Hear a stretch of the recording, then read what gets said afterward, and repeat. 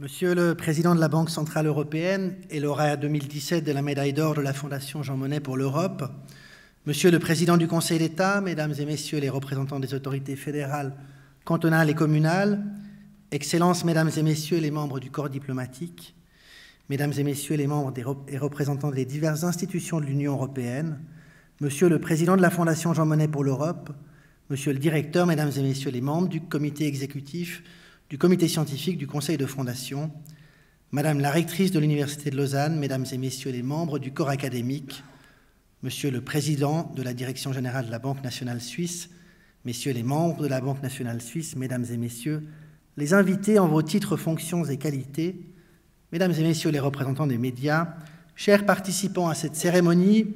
Mesdames et Messieurs, chers amis,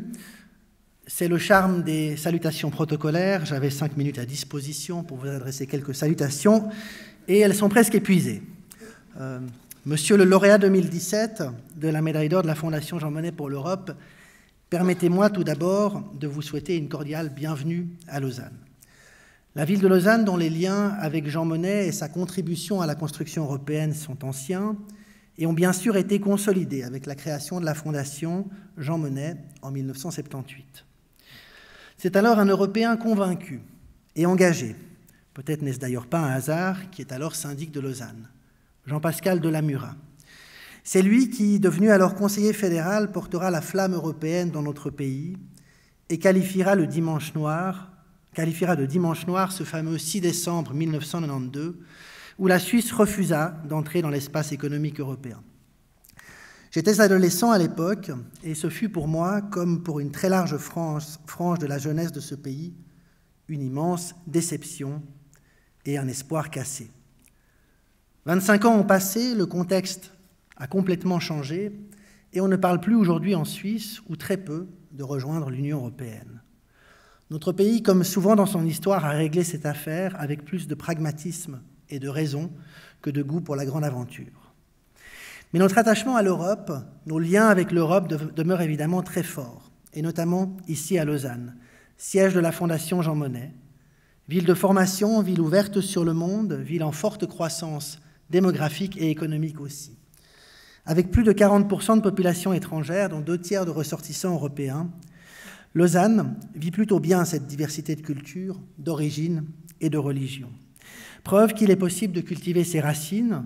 son terroir, son histoire, ses spécificités, tout en étant fier de vivre dans une ville cosmopolite et multiculturelle, se nourrissant tous les jours des apports de l'extérieur.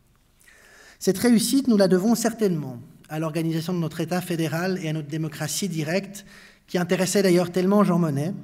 qui y voyait une source d'inspiration pour la construction européenne. Mais elle a aussi beaucoup à voir à notre prospérité et à un modèle économique beaucoup plus équilibré qu'il n'y paraît au premier abord. La Suisse se présente en effet volontiers comme un État libéral, paradis des multinationales et des exilés fiscaux, mais la réalité est bien plus nuancée. Notre réussite tient aussi dans notre pays, et en particulier dans notre région, à Lausanne et dans le canton de Vaud, à des collectivités locales qui investissent massivement pour l'avenir, dans le sport, dans la culture, dans des services publics dont elles ont gardé la maîtrise, dans le domaine des transports et de l'énergie, dans l'information et dans la santé également. À des collectivités publiques qui s'engagent aussi pour renforcer le pouvoir d'achat, renforcer le filet social, qui sont des facteurs qui contribuent largement aussi à notre croissance économique. J'aime le rappeler, on l'oublie très souvent, mais la vitalité économique de notre pays, et en particulier notre région, a été très fortement portée par la vitalité de la demande intérieure en Suisse, qui est un des facteurs principaux de notre prospérité. L'Europe, mesdames et messieurs, a su construire un espace de paix et de stabilité dont nous mesurons toutes et tous, tous les jours, l'importance, et l'importance passée, mais aussi l'importance future. C'est, je crois, quelque chose auquel nous sommes toutes et tous ici très attachés.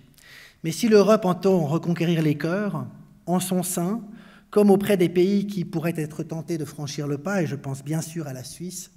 elle doit aussi s'inscrire dans un projet de prospérité durable,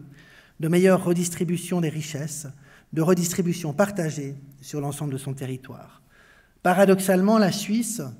petit État pas aussi libéral qu'il n'y paraît, avec des collectivités plus fortes également qu'il n'y paraît au premier abord, et toujours méfiant à l'égard des grandes aventures, offre peut-être modestement quelques pistes avec son modèle d'État fédéral et de démocratie directe, mais aussi avec un modèle économique et social qui s'appuie sur une meilleure répartition des richesses. Je vous souhaite, mesdames et messieurs, à toutes et tous, une excellente soirée et je vous remercie de votre attention.